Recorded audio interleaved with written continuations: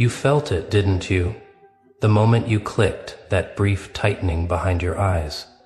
That pause you didn't plan, as if something inside you leaned forward before you consciously decided to, because somewhere in that moment, something shifted, not loudly, not dramatically, subtly. You didn't announce anything. You didn't reveal a secret. You didn't explain yourself. You simply let something real slip through.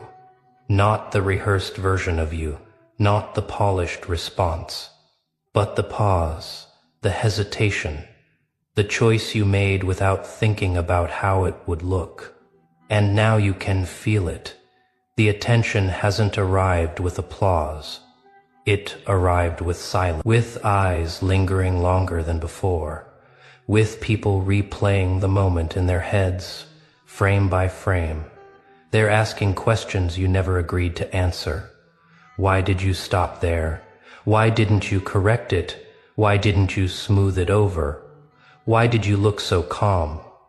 They call it speculation, like that makes it harmless. Like it's just curiosity passing time. But speculation is never about nothing. People speculate when a pattern breaks, when something doesn't fit the story they already told themselves, when a signal leaks through the noise and they don't know how to categorize it. And you leaked something, not weakness, depth. That's what unsettles them. Because weakness invites control. Depth invites uncertainty. And uncertainty makes people restless. You didn't expose yourself by talking too much.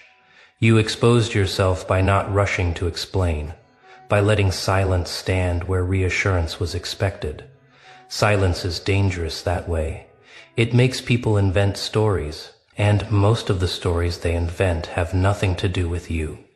They replay that moment privately. They analyze tone, timing, posture.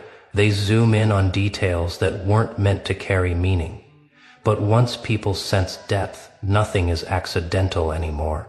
You lose the right to be casual, to be unintentional, to be dismissed as harmless background noise. Every movement becomes a message.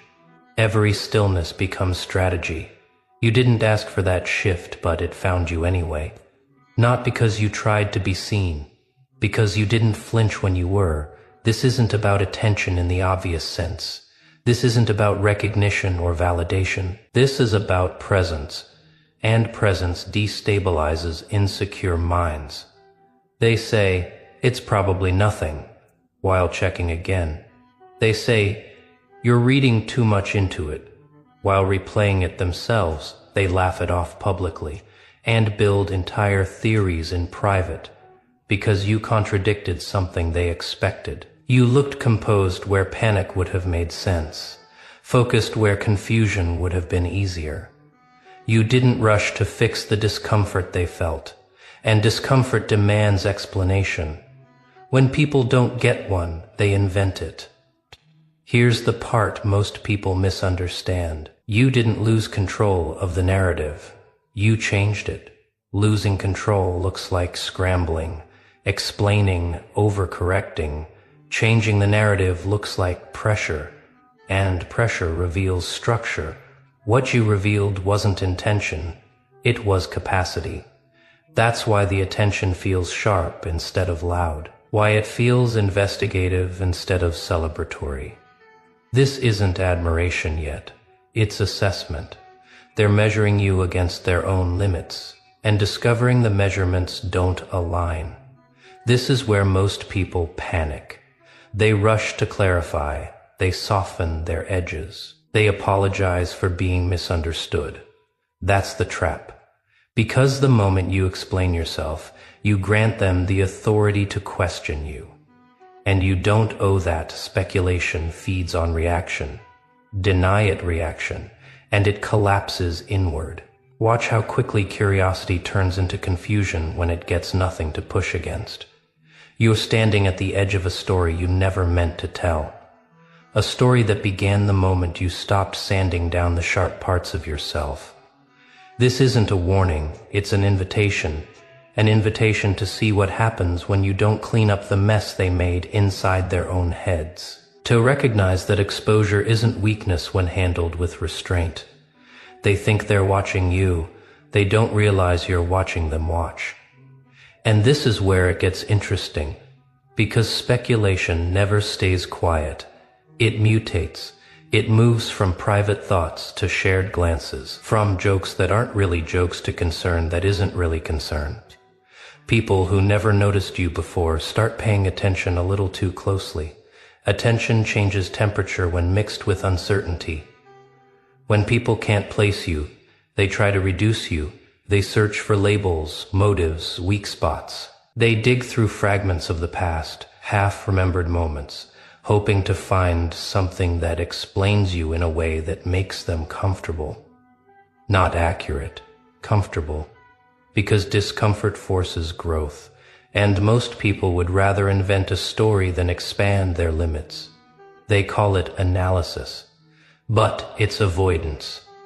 And this is where your advantage lives, in the gap between what they think they know and what you actually are. You didn't expose everything. You exposed just enough to disrupt certainty. Uncertainty is addictive. Take it away and people become restless. They start projecting fears they never admitted to themselves.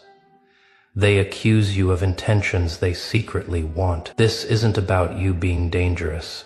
It's about you reminding them that control is fragile. Watch how the tone shifts. Curiosity becomes concern. Concern hardens into judgment. That progression isn't random. It's defensive, because the longer you remain unexplained, the more they realize the story isn't yours to finish. It's theirs. And that realization stings. You might feel the urge to step in, to clear the air, to correct the misunderstandings before they grow legs. That urge is human, but understand the cost. The moment you rush to manage perception, you surrender your position. You shrink to fit expectations that were never designed for you. And once you do that, speculation doesn't stop. It escalates. Because now they know you're listening. People speak the loudest when they know they're being heard. What's required here isn't silence born of fear. It's silence born of choice. Discipline, stillness, precision. When you don't react, speculation loses direction. It contradicts itself. One person says you're calculated. Another says you're careless. One claims it was planned. Another insists it was accidental. Contradictions are cracks, and cracks let truth breathe. This is also the moment you start to see who's watching for the right reasons. The ones who don't rush to conclusions, who observe without demanding answers. They don't speculate loudly, they wait. Those minds matter. Everything else is noise reacting to its own echo. Don't mistake volume for importance. The loudest voices usually have the weakest footing. You are not required to be understood to move forward. Understanding is a luxury, not a prerequisite. History doesn't move because everyone agrees. It moves because someone continues without asking permission. And right now, by refusing to correct the narrative, you are moving quietly, intentionally. That's what unsettles them, not what you exposed. What you refuse to explain. There is power in letting people sit with their assumptions. It forces them to confront their logic, their biases, their limits. Some will double down, some will retreat, a few will adjust. That's sorting, and sorting is necessary. Clarity often looks like chaos before it looks like order. So don't shrink back. Don't overperform clarity. Don't chase approval disguised as clearing things up. You didn't accidentally expose weakness. You exposed complexity. And complexity intimidates simple thinking. Let them speculate. Let them debate. Let them reveal themselves through the stories they tell about you. Every theory they create is a mirror they didn't realize they were holding. By now, you've noticed something else shifting, not outside. Inside, a recalibration. When you stop chasing explanations, your posture changes, your timing sharpens, your attention narrows. You move differently when you're no longer trying to be interpreted. This is quiet confidence, the kind most people never train. Speculation only gives you leverage if you don't misuse it. If you rush to capitalize, you look reactive. If you deny it loudly, you look defensive. But if you continue forward with discipline, it becomes gravity. People adjust themselves around you. They speak more carefully. They hesitate before assuming. This isn't intimidation. It's respect learning the hard way. Notice how the questions change. They stop asking what happened. They start asking what's next. That's not curiosity. That's anxiety aligning with momentum. They want to know where you're headed so they can decide whether to follow, oppose, or step aside. And the funniest part, you never announced a direction. You simply didn't stop. Momentum scares people more than statements ever could. And this is where discipline matters. Attention can intoxicate. It can tempt you into performance. Resist it. Power isn't volume. It's consistency. Showing up the same way whether they're watching or not, especially when they are. You may feel doubt. That's normal. When the room gets quiet, your thoughts get louder. You'll wonder if silence was misread, if you should have clarified, if doing nothing was a mistake. Sit with that discomfort. It's feedback, not failure. It's the sound of old habits losing control. Not everyone deserves access to your reasoning.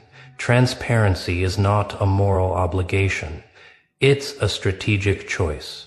And you decide when, how, and with whom. People confuse mystery with manipulation because they're used to oversharing as proof of honesty. But restraint is honest too. It says, I trust my direction enough not to justify it.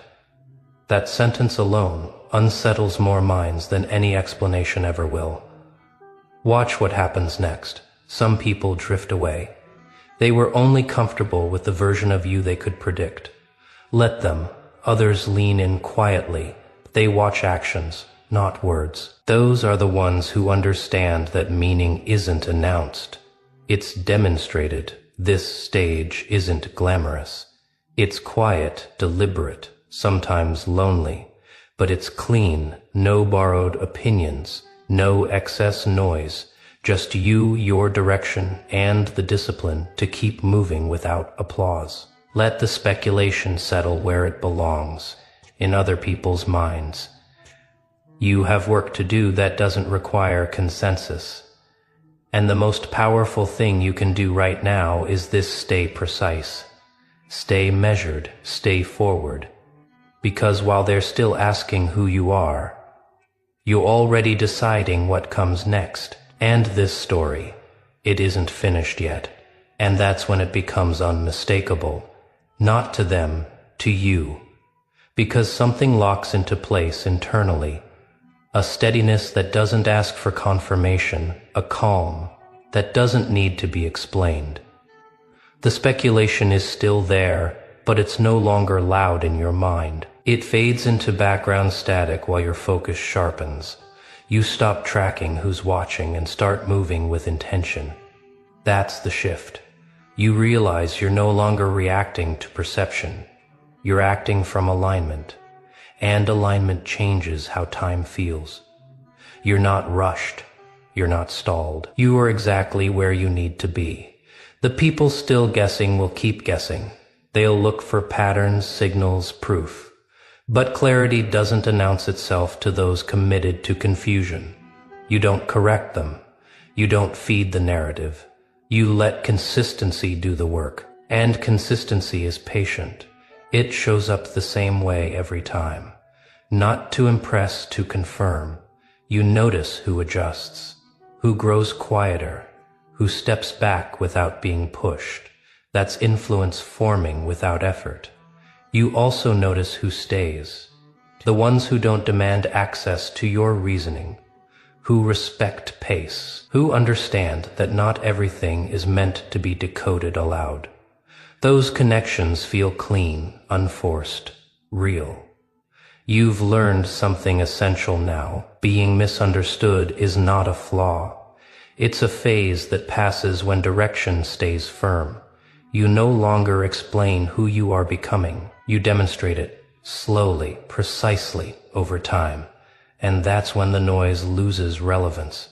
Because the moment you stop orbiting opinion, opinion starts orbiting you. You move forward without spectacle, without resistance, without needing the room to catch up. This is the quiet end of the beginning. Not closure, momentum, and whatever comes next. You meet it the same way you met this moment. Clear, composed, and already in motion.